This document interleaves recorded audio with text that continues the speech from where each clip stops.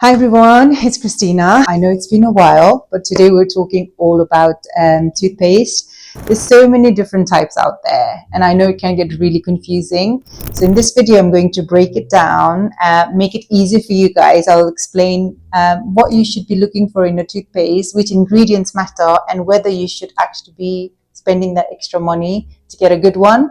And I'll also be recommending some of the toothpaste that I personally recommend to all my patients. So let's get into it. The first toothpaste I want to talk about is a whitening toothpaste.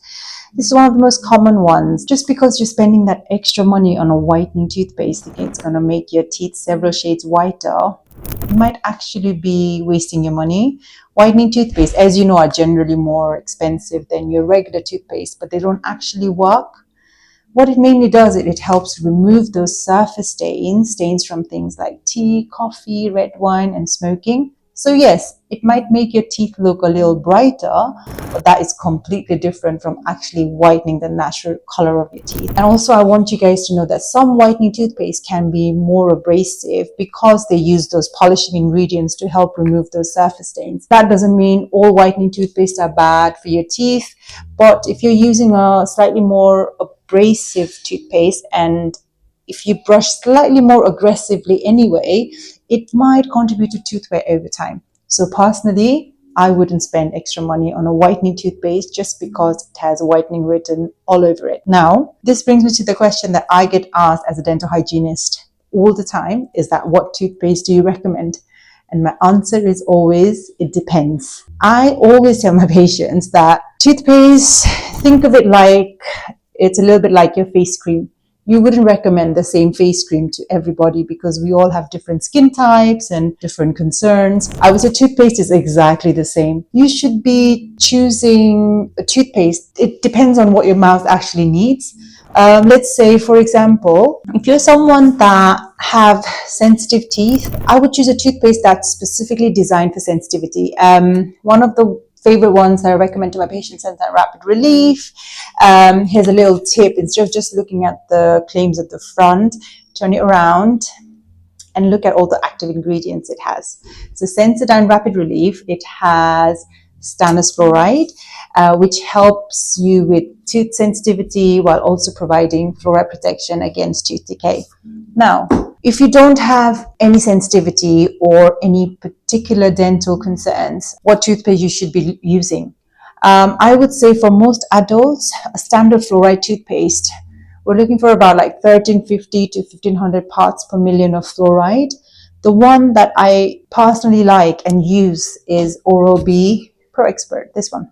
And just to be clear, this is definitely not sponsored. Honestly, it's a toothpaste that I genuinely like and I use it every day. It contains stannous fluoride and also it contains sodium fluoride, which help protect against tooth decay. It strengthens the enamel alongside other ingredients that helps with plaque and gum health. There are plenty of other different ones. Honestly, there's Colgate Total, there's Aquafresh, and many more. I can't think of it, but I'm not saying you have to buy this particular one. I personally love Oral-B Pro Expert because I like the formulation, I like the taste, and it also gives me the fluoride protection that I'm looking for. Now, there's another thing that some of my patients ask me all the time. Some of them actually, not a lot, that certain toothpaste seems to irritate my mouth. And one of the ingredients that I can think of that can be irritating, is found in a toothpaste, is called SLS, which is sodium lauryl sulfate. It's basically a surfactant to help your toothpaste foam.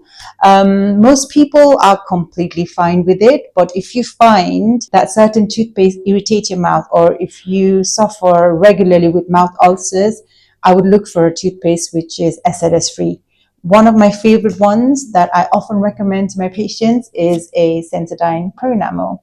And again, there's so many different SLS free out there, so it doesn't have to be this particular one. I like this toothpaste because there's no SLS, and also it has fluoride. So if you turn the tube around, make sure it still contains fluoride. Fluoride, like I said, helps remineralize and it will strengthen our enamel, making it more resistant against acid attacks and tooth decay. I always tell my patients, use a fluoride SLS-free toothpaste, but that does not mean fluoride-free. You have to have fluoride in your toothpaste. Now, what's the best toothpaste? I would say there isn't one. The best toothpaste is the one that is right for your mouth. So if you have sensitive teeth, choose something that is specifically designed for sensitivity. If you don't have any particular dental concerns, then use a toothpaste, a fluoride toothpaste that you actually enjoy, like the taste and everything. And if there's some toothpaste, it tends to irritate your mouth, then choose an SLS-free toothpaste, but make sure you're still getting that fluoride protection. And please don't spend that extra money on a toothpaste just because it has a whitening written on top, expecting a dramatically whiter teeth. It doesn't work, guys, please. So next time when you're in a toothpaste aisle, don't get too overwhelmed by all the marketing. You turn the tube around, look at what the active ingredient is, and choose the toothpaste that is right for your mouth. And also remember, whatever toothpaste you choose, the most important thing is how you use it and how consistent you are with your oral hygiene. Brushing twice a day with an electric toothbrush and fluoride toothpaste. Also, intradental cleaning with either intradental brushes or floss, because toothbrush alone can't clean between your teeth. And finally, like I've always said, please show your tongue some love.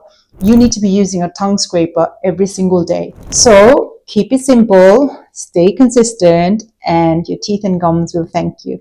I hope you guys have found this video helpful, and I'll see you in the next one.